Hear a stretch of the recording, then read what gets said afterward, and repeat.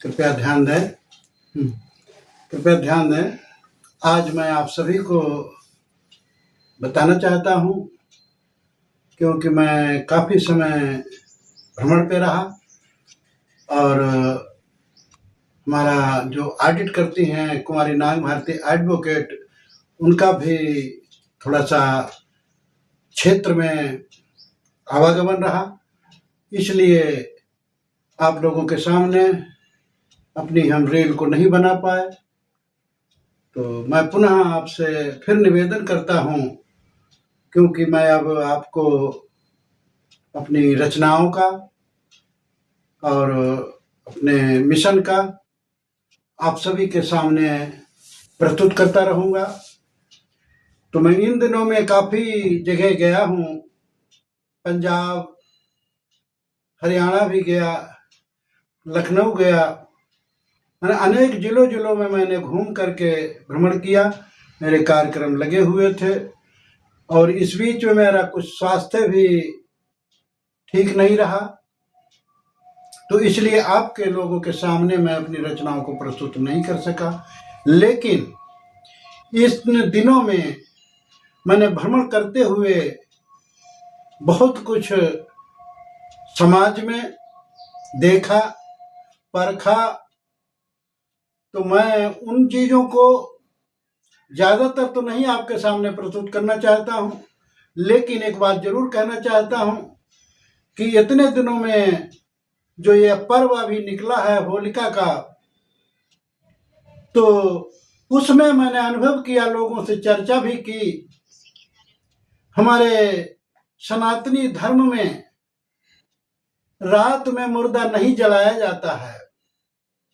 ये हमें कई रचनाओं में, कई ग्रंथों से मैंने पढ़ा भी है और सुना भी है।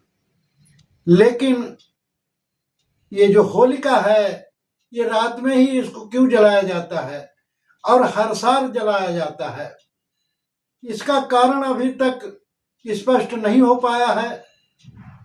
जैसे कि सदियां गुजर गईं रावण को जलाते हुए, तो उसका क्या कारण है जो कि वो हर वर्ष जलाया जाता है? तो क्यों जलाया जाता है? क्या उसकी बुराइयां इतनी थीं?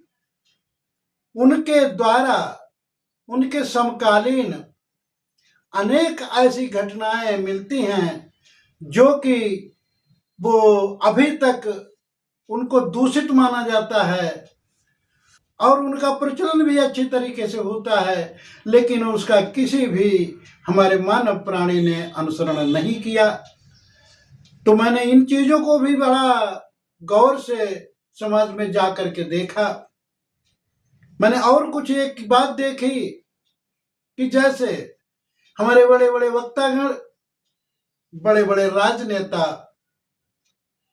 क्या कहते हैं कि हमारा भारत जगत गुरु है और विश्व गुरु हम बनाना चाहते हैं, हमारा विश्व गुरु भारत बनना चाहिए।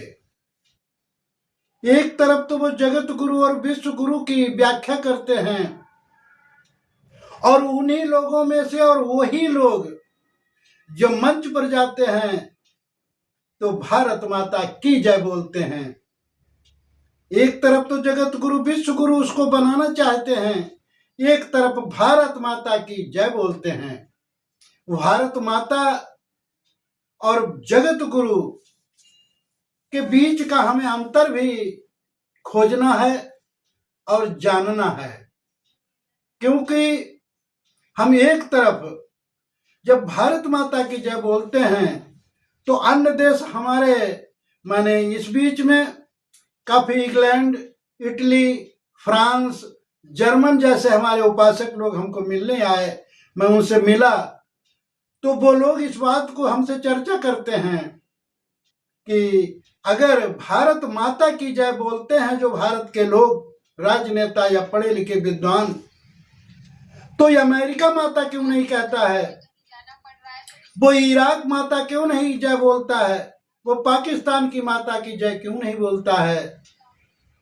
तो अब यहाँ पर यह विश्लेषण करने की जरूरत है खोजने की जरूरत है कि हमारे यहाँ कितने लोग पढ़े लिखे और कितने लोग विद्वान ये दो शब्द को एक ही मंच पर और एक ही साथ बोलते हैं कि कहते हैं कि विश्व गुरु हमारा भारत देश बनना चाहिए, जगत गुरु हमारा भारत होना चाहिए और है। तो भारत माता की जय। तो हमारे यही कुछ समझ में नहीं आती, लोग हमसे इसकी चर्चा करते हैं तो मैं उनको क्या जवाब दूं। तो कृपा करके हमारा जो चैनल है विश्व जागृति बुद्ध मिशन, उस पर कमेंट करके हमें बताएं और इन चीजों का हमको अवगत कराएं।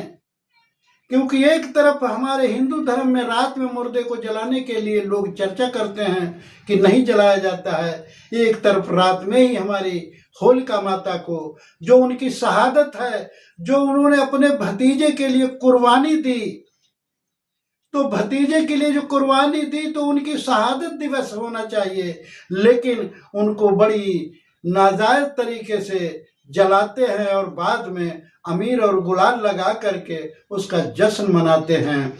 तो ये प्रथाएं जो हमारे देश में हैं, तो इनके लिए हमें इसकी जानकारी और खोजने की जरूरत है।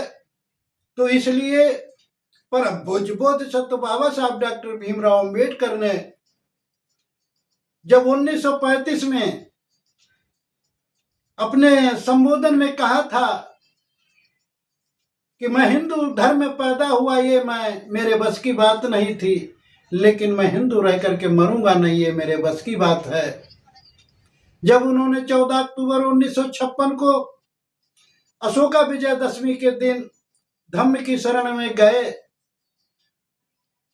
तो उनसे जब पूछा गया दूसरे दिन, तो बाबा साहब ने बड़े सक्षम, बड़े समक्ष के तौर पर उन्होंने अपने इस बात को कहा था कि मैंने जब 21 साल सर्वधर्म का अध्ययन किया, मैंने सभी धर्मों में मानवता खोजी, किसी न किसी प्रकार से हमें कोई भी इंसानियत की बात, मानवता की बात कहीं न कहीं पर हमको धूमिल मिली। इसीलिए मैंने तथागत बुद्ध का बुद्ध धम्म अपनाया, क्योंकि इसमें मानवता है, इसमें न छोटा है न बड़ा है, न जाति है न संप्रदाय है। क्योंकि तथागत ने कहा था कि मेरा धर्म शुरू में भी कल्याणकारक है और अंत में भी कल्याणकारक है। ये बहुजन हिताय बहुजन सुखाय का संबोधन देता है। तो इसमें मेन जो कारण है वो प्रज्ञा और शील और समाधि है। तो तथागत बुद्ध का धम्म 3 ही स्तंभ पे खड़े होने के नाते से बाबा साहब ने कहा था कि मैंने इसको बड़ी गहराइयों से अध्ययन किया, अनुसरण किया, तब मैंने जाकर के 21 साल के बाद इस धम्म को अपनाया है। क्योंकि ये मानवतावादी है, ये इंसानियत का पाठ पढ़ाता है, इसमें किसी प्रकार का कोई भेद नहीं है। तो इसी प्रकार से जब उन्होंने 14 अक्टूबर 1956 को ये शरण में गए थे, उसके बाद वो चाहते थे कि मैं भी एक सिद्धार्थ से बुद्ध बने, उनकी शरण में जाकर के मैं भी उनका उपासक बौद्ध भिक्षु के तौर पे बनूं। क्योंकि इससे पहले उनको काठमांडू के अध्यक्षीय भाषण में जब उनका स्वागत हुआ था, तो अनेक देशों के वहां धम्म उपासक आए हुए थे, बौद्ध भिक्षु आए हुए थे। वहां के जो शासक थे कई मुल्कों के, जैसे लंका है, जापान है, थाईलैंड है, बर्मा है, कोरिया है, इन देशों के जो शासक आए थे, जो बौद्ध भिक्षु आए थे, उन्होंने परम पूज्य बोधिसत्व बाबा साहब को बोधिसत्व की उपाधि से विभूषित किया था। तो वो चाहते थे कि मैं बोधिसत्व की उपाधि से जब विभूषित हुआ हूं, तो मैं एक कांस्य वस्त्र धारण करके ही इसका प्रचार प्रसार अच्छी तरीके से कर सकूंगा। लेकिन वो तारीख 12 दिसंबर 1956 की थी, तो इससे पहले ही 6 दिसंबर 1956 को परम पूज्य बोधिसत्व बाबा साहब इन 4 तत्वों में विलीन हो गए। तो इस प्रकार से हमारे धर्म का अच्छे तरीके से प्रचार प्रसार नहीं हुआ है, लेकिन फिर भी मैं आशा करता हूं कि हमारे बहुजन के समाज के लोग इसमें अग्रसर हैं और अच्छी तरीके से मैं संघ को भी निवेदन करता हूं, संघ को पांचांग प्रणाम करके निवेदन करता हूं कि वो अच्छे तरीके से धम्म का प्रचार प्रसार करें, ताकि हमारे मिशन और धम्म का सही ढंग से लोगों में इसका संदेश जाए। तो इन्हीं शब्दों के साथ में मैं सभी को साधुवाद करता हूं और आशा करता हूं कि इतने दिनों के बाद हमारी जो आप ये रील देखेंगे तो कमेंट करके बताएंगे भी, और सब्सक्राइब करें। अगर पहली बार देख रहे हैं कमेंट करके बताएं। साधु साधु साधु।